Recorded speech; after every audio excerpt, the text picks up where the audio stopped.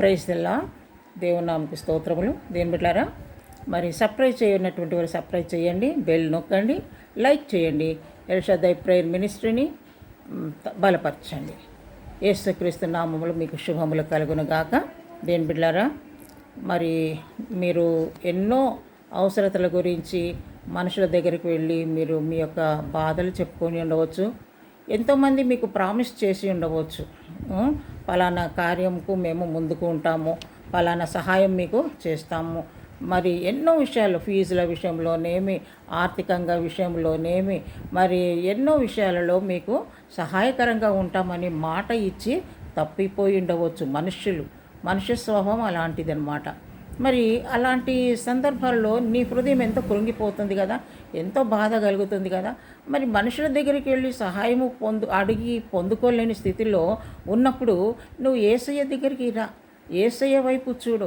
ఆయన ఎప్పుడు కూడా మాట తప్పని దేవుడు. ఆయన మాట ఇచ్చినాడంటే నెరవేర్చే దేవుడు, వాగ్దానం చేసిన దేవుడు. తప్పకుండా ఆయన నెరవేరుస్తాడు. కీర్తనలకు 146వ అధ్యాయము 6వ వచనములో ఆయన ఎన్నడూ మాట తప్పనివాడు.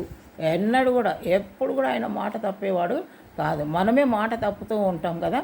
ఎన్నో ప్రభా నేను ఈ విధంగా ఉంటాను, నేను ఈ విధంగా ఉంటాను, నేను ఇది చేస్తాను, అది చేస్తాను అని ఎన్నో వాగ్దానాలు దేవుని సన్నిధిలో చేస్తాము, ఒక్కటి కూడా నెరవేర్చం. కానీ మన యేసయ్య ఒక మాట సెలవిచ్చినాడంటే అది తప్పకుండా నీ జీవితంలో, మనందరి జీవితంలో ఆయన తప్పకుండా నెరవేరుస్తాడు. దేవుని బిడ్డలారా, ఆయన మాట తప్పని దేవుడు. మనమే తప్పిపోతూ ఉంటాం, కానీ ఆయన తప్పిపోయేవాడు కాదు. తప్పకుండా ఆయన మాట ఇస్తాడు, ఆయన నెరవేర్చే దేవుడు గనక మరి అటువంటి దేవుని సన్నిధికి వచ్చి నువ్వు అడుగు, తప్పకుండా దేవుడు నీకు సహాయం చేస్తాడు. దేవుడు కొద్ది మాటలు దీవించును గాక.